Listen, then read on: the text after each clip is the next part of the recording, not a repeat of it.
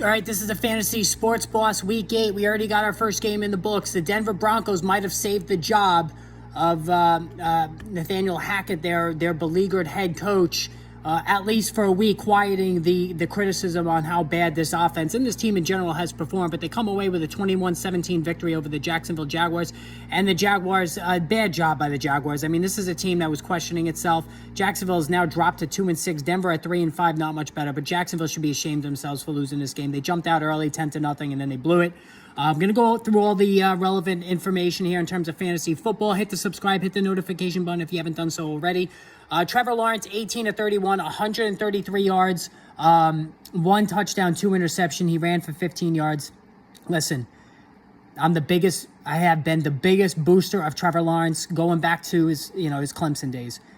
I'm not happy with what I'm seeing, and I'm very disappointed as part. You give him a mulligan for Urban Meyer last year, but Doug Peterson this year, it just hasn't happened. I mean, that 133 yards, I know the Denver Broncos are tough to throw on, but that was just a horrendous number. Russell Wilson, 18-30, 252 yards, 1 passing touchdown, and 1 interception. He ran for 17 yards. Listen, we know the running is not part of the equation anymore. And without the running, Wilson is really just a borderline super flex guy. That's how far he's fallen. Just the 1 passing touchdown. Certainly not what you want to see there. Listen, he's not the same player that he was in Seattle. So we just got to put that out of our minds and just move on from Wilson.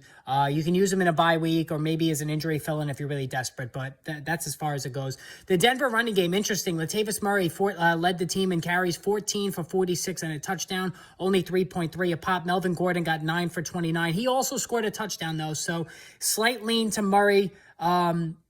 But I think they both are just going to continue to split work, and neither one is going to be valuable enough to use as anything but a flex in a deeper league. All right, now let's get to the crazy stuff. Travis Etienne. I'm going to say it now. Travis Etienne is going to be on the majority of league winners this year, if he can make it through the season injured. Now, he's got a checkered injury history, and all running backs we have to worry about in terms of getting hurt.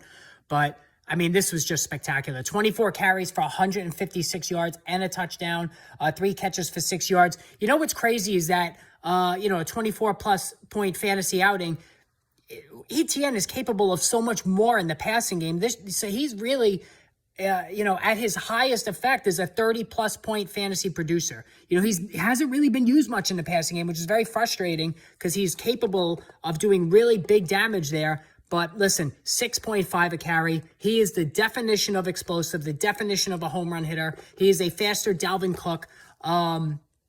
Listen, the sky's the limit on this guy. You just got to pick up JaMychal Hasty in case, just because of the injury factor. But what we're seeing now is just amazing stuff out of this kid. All right. Another really interesting outing for the Denver Broncos, Greg Dulcich, 4 catches for 87 yards. A 12-point game from a fantasy football tight end is certainly very valuable. The signs were there, as much as everybody wanted to talk about Albert O. Dulcich was being rumored to be a starter right out of the gate after being drafted out of UCLA. Has just tremendous athleticism, good hands. He's heavily targeted, especially around the red zone. So if you picked up Dulcich, he's definitely usable going forward on an every week basis.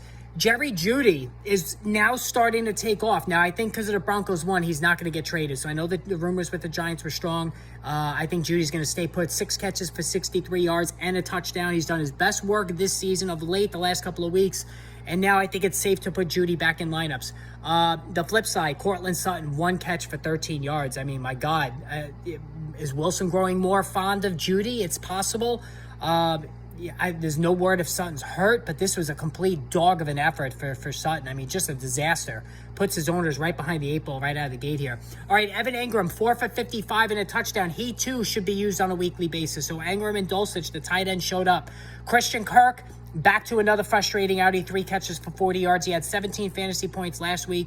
Back to a dud, what was it? So that's 7 fantasy points for Kirk. I think 3 of the last 4 games now, he's been a dud. So, that big start to the season is now being overwhelmed by just the listlessness of this Jaguars passing attack, and it's going to be hard to trust Kirk as anything more than a flex. Zay Jones, 3 for 28. Marvin Jones, nothing. Not a single catch. He had 3 targets. Just a disaster all the way around here. All right, so there you have it with this Broncos-Jags game. I'm going to do a live stream tonight on the rest of the games at 7:30. Hit the subscribe, hit the notification button. Instant injury analysis videos as we go along today.